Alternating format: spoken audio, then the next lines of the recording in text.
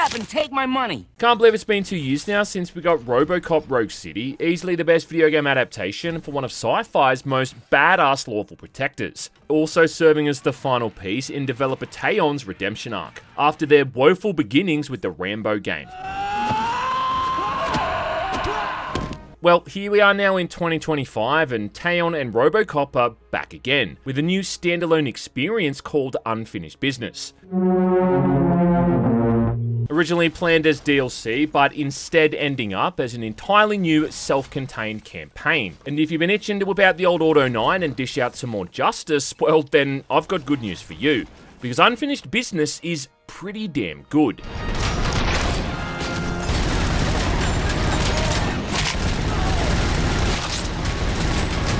However, if you're going into this thing expecting a completely new experience or something vastly different from Rogue City, well, then be warned, that's not what you're gonna get. What this thing really does hark back to is the good old days of video game expansion packs, where you'd start off with a full-length game and then a couple of years later, the devs would come back and create a bit of a spin-off and a continuation using mostly the same assets. Thank you for the information. Maybe adding in a few new guns, new enemy types, and mechanics, which is exactly the kind of thing we saw with titles like Doom 3, Half-Life 2, and Fear. So yeah, if you're like me and you loved what Teon did with the previous game and just want more of the same with a few new additions, well, then buckle up. I know everything I need. Before I get too far into things though, I do have to thank WeMod for sponsoring this video. But what is WeMod? Well, I'm so glad you asked. WeMod is a really cool desktop app that's used to enhance single-player gaming for millions of players, and it works on top of your games, providing tools that allow you to play your own way, letting you customize mechanics, player stats, and really just letting you personalize the whole experience towards your own preference. All of this for single-player games primarily, so you're not hacking or cheating or doing something nefarious in otherwise competitive titles. Like as an example, I was recently playing the Mad Max game, and a big component of that whole thing is that you need to collect all this scrap metal to spend on pretty much every single player upgrade. The only problem is that it's an insanely long grind, which doesn't take so much skill as it just does time and patience, which was alright like the first time I played it, but for a third playthrough, it gets a bit tiresome. Well, with WeMod, I was able to just give myself as much scrap metal as I wanted, allowing me to skip over all that grinding aspect and just get right back to the good stuff. Same thing with Spelunky, which is another game I've played to absolute death with hundreds of hours put into it at this point.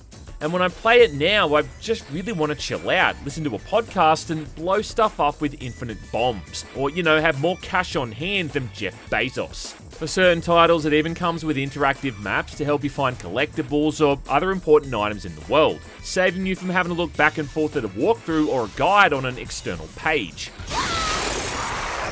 All contained within a really easy to use desktop app that you can even launch your games through, which then runs seamlessly alongside the application without any hit on performance.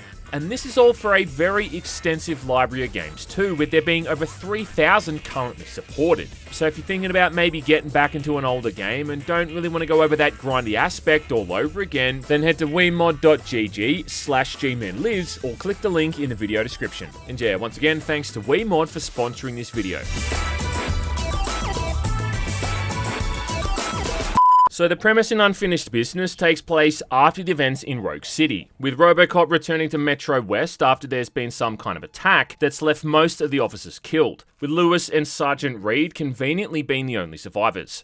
Those goddamn mercenaries. This then leads Robocop to Omni Tower, a giant apartment complex owned by OCP, which immediately goes under lockdown when he arrives. Surrender, or there will be trouble. You're going down! Forcing him to battle this hostile group that's taken it over, eventually going after their leader, which does share a lot in common to the backdrop and the premise in the 2012 movie Dread. And yes, I know that technically the Raid did it first, but the whole cyberpunk theme and the visual aesthetic of the Omni Tower is way more in line with peach trees in Dread. There's even a whole sequence there where you're in a similar looking area dozens of floors up and have to dodge incoming fire, while the bullets rip up all the walls around you.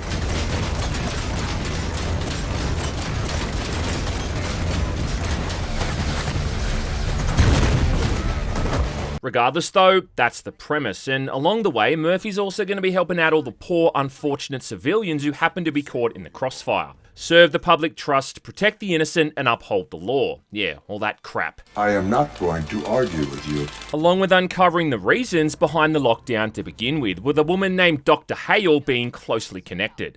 The writing is a bit loose in those opening couple of hours though, and it's not even about until 2 or 3 hours in that we even get to meet the antagonist. A guy named Cassius Graves is a former Detroit police officer. Don't you remember me? And is now doing his best Snake from Escape from New York impersonation. There was a day when I could have died. But I'm alive. Then from that point on, it actually devotes quite a lot of times to Graves' character, with there even being a bunch of flashbacks you get to experience outside of Robocop, seeing different events during different time periods. The highlight for sure being the one where you get to play as Murphy, you know, obviously before he received shotgun surgery. On our way. Central, Unit 143 is joining the assignment. Now this is a mission set back in old Detroit where you've lost the Auto 9 and now have to get around with a measly pistol, with a regenerating health system also being used in lieu of Robocop's armor. Along with another one playing as that side character, Dr. Hale, showing all the stuff that happened to her that led up to her getting stuck in the tower, and explaining the reasons as to why she's now helping Robocop to stop Graves. And I gotta say that I honestly commend them for trying to do stuff like this, if only for the fact that it works to mix things up, so you're not just playing the entire game lumbering around as this slowly moving tank. There's even a sequence in here where you get to control an Ed 209 unit and absolutely mow down droves of bad guys with a machine gun and its missile launcher. And how it's taken someone 38 years to finally put this in a video game, I have no idea, but either way, it's here, and it's about as awesome as you'd expect. Yeah, you have 0 seconds to comply, bitch.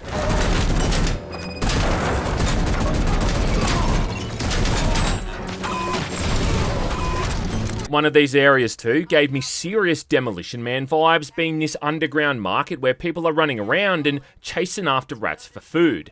Another section, for instance, has you in an area where you can't even fire your weapons or you'll set off this kind of explosive defensive system. So you got to use melee or throw around objects to kill things.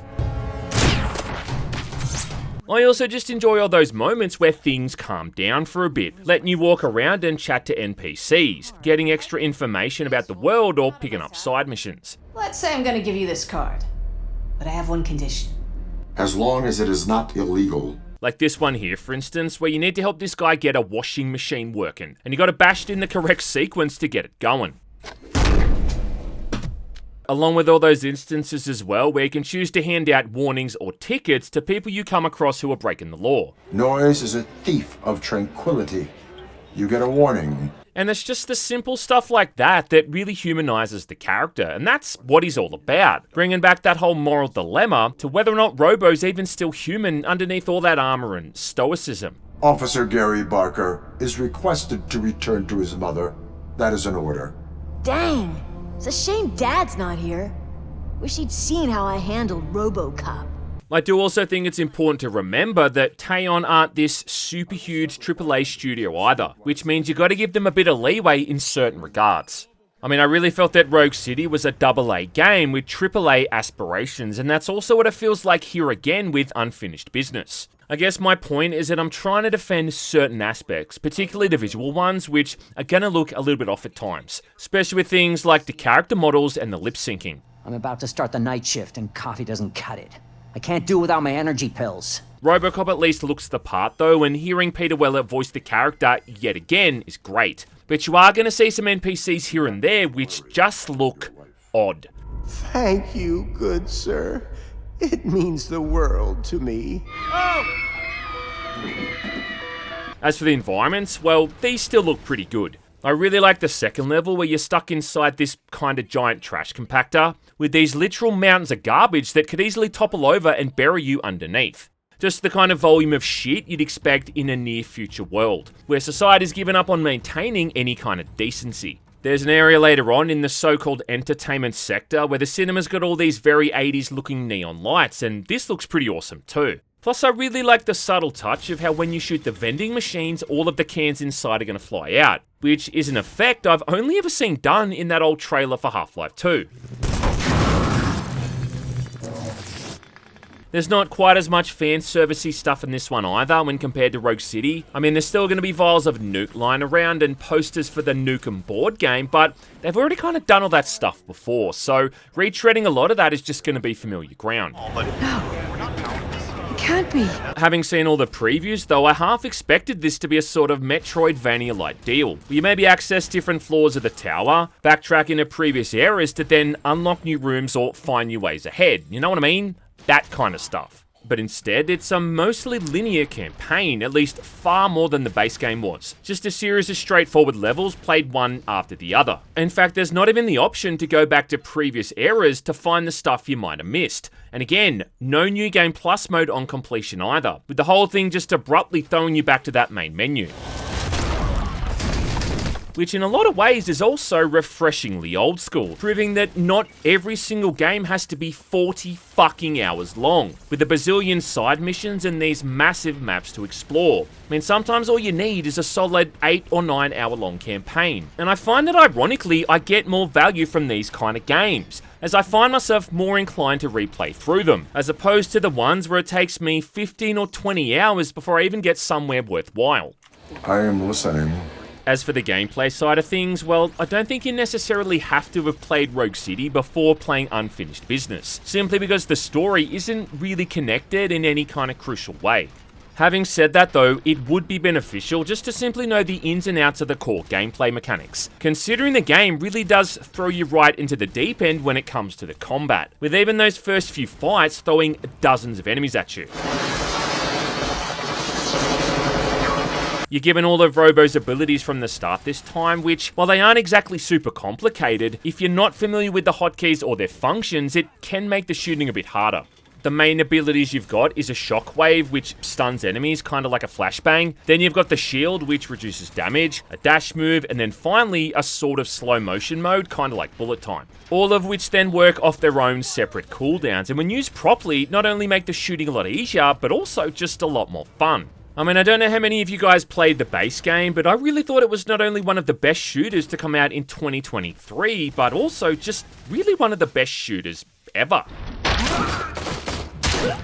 And that sheer catharsis you get in both of these when you're unleashing with some of the weaponry, as all these things explode and bad guys turn into vapor, is truly some of the best this shooting genre has on offer.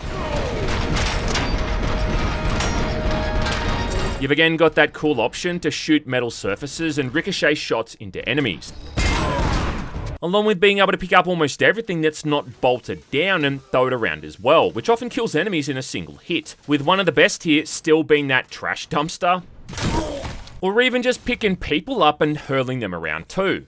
Outside of using Robocop's iconic Auto 9, you can grab every other gun you see as well, like 50 cal machine guns, a couple of shotguns, or an AK.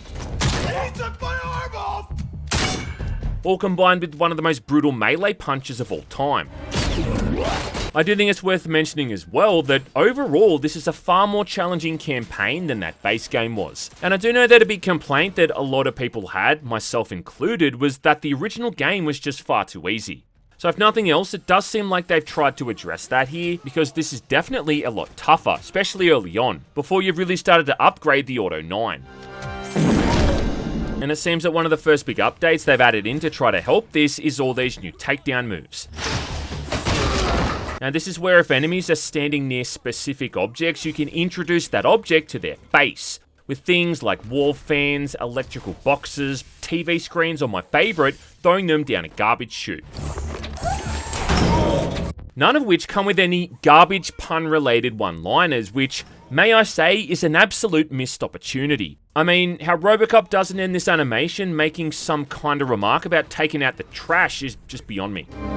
It's time to take out the trash. Anyway, not only are these pretty funny to watch, but it's also a handy way to remove enemies from the area without that much of a fuss. Which comes in handy because the new enemy faction in this game are, more often than not, completely covered in heavy armor. Yeah, that's the group that's taken over Omni Tower. It's this new hostile mercenary group who are much more well equipped. But yet, like, despite their appearance, they're really just the same as the guys with guns you took on in the base game. The only difference is, as I mentioned, a lot of these guys are heavily armored, which early on can be a real pain in the robotic sphincter, simply because the amount of gunfire it takes to crack through that armor is often laughable.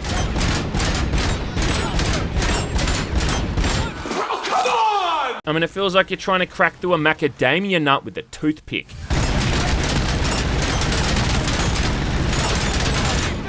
Later on in the game, you'll come up against mercs with jetpacks, but all this means is that you've got to aim a little bit higher. The other thing is that these guys are also often armed with the 2 new weapons in the game. Firstly with the minigun, which is absolutely brutal, shredding through pretty much everything with ease. And when you walk into a room, activate slow-mo and then just lean on the fire button, I mean, there's few things in life that can bring this much joy.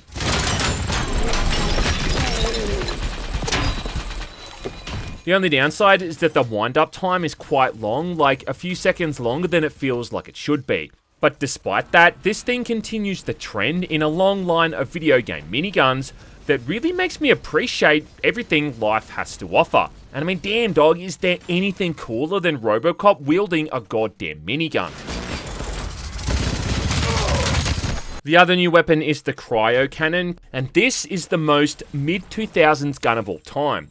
And I don't mean mid in a bad way, more in the sense of how like every single game from back in the mid-2000s seemed to have some kind of a weapon or power that lets you freeze enemies. Anyway, this thing is an absolute force of nature, literally, firing out this charged up blast that freezes everything within its radius in a single hit, which is not only effective against groups of enemies, but also just looks rad. I mean, the effect this thing leaves behind on the environment is just gorgeous.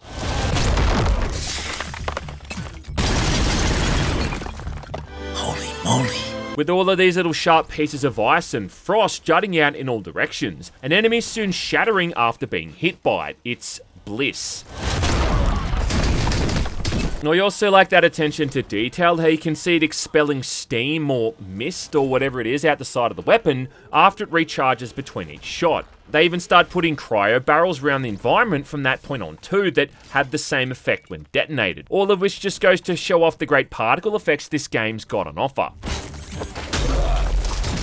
Dear God, it's beautiful. My only complaint though is that, again, where are the goddamn ice puns when I use this thing? Nice to see you. How about something like dead or on ice, you're coming with me? Now that doesn't make sense. The Iceman cometh. The other new enemy additions are a few different kinds of hostile robots. Firstly, you got these flying drone things that shoot at you from the air, making this highly distinct warning sound when they're on their way.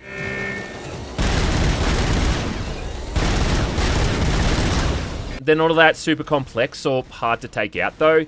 You just shoot them a bunch of times and then they explode. But again, it's a nice change to shooting people on the ground all the time. And then the other variant are these little exploding ones that roll towards the player when they're detected. And this is that old kamikaze suicide type enemy you've seen a bunch of times.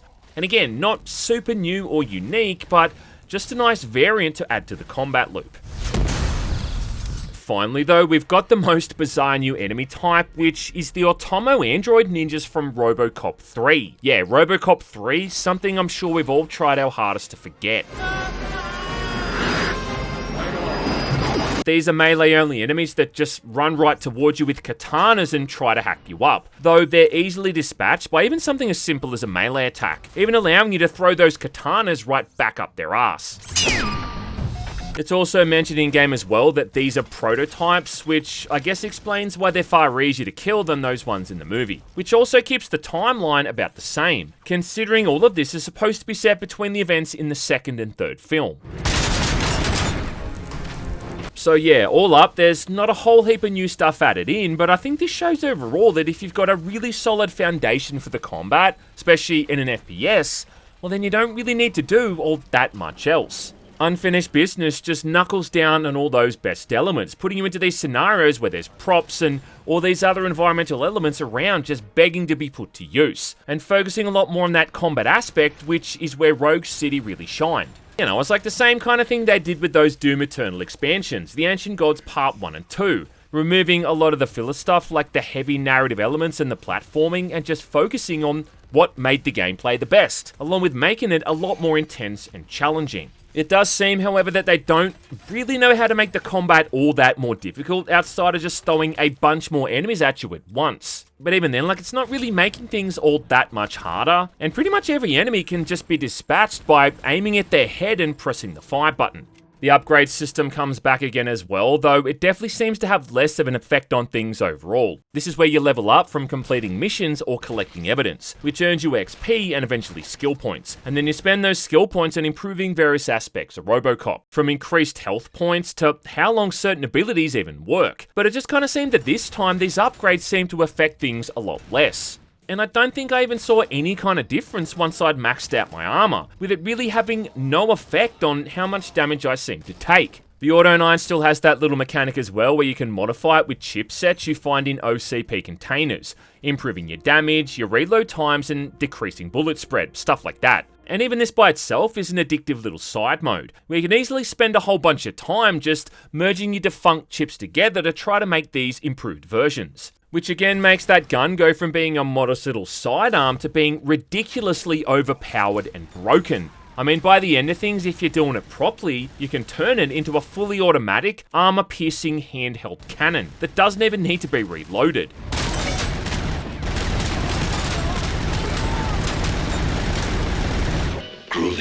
Which I almost think you have to do, especially if you're playing on hard mode, given the insane amount of enemies you come up against in those last few areas.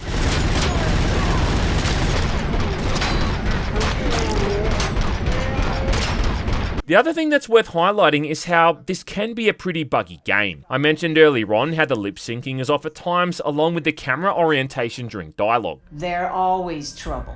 But I do need to mention that the physics are completely balked at times too, and you'll often see enemy corpses being launched into the air or across the room for no apparent reason. I mean, don't get me wrong, it is kind of funny at times, and I know the combat is supposed to be over the top, but I highly doubt that some of this stuff is supposed to be happening.